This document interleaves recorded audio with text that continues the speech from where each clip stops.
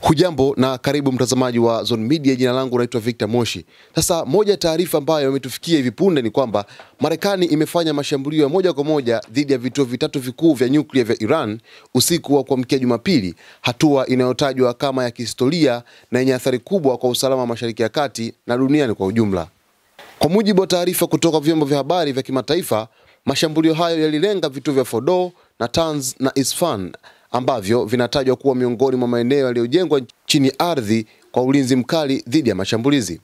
Jeshi la Marekani lilitumia mabomu makubwa aina ya Massive Ordnance Penetrator pamoja na makombora ya masafa marefu aina ya Tomahawk kulipua maeneo hayo. Rais wa Marekani Donald Trump amethibitisha mashambulio hayo na kuyataja kuwa mafanikio kamili, akisema vituo hivyo vimeharibiwa kabisa.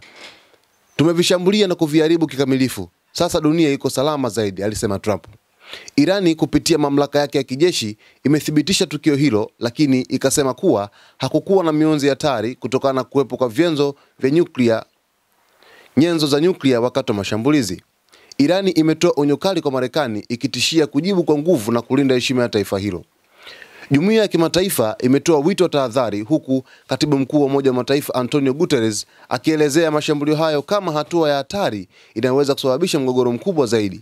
Hadi sasa hali bado ni ya taharuki, huku Iran na washirika wake wakionekana kujiandaa kwa hatua za kisasi, wakati Marekani ikisisitiza kuwa hatua hiyo ilikuwa ya kujihami na kulinda amani ya dunia.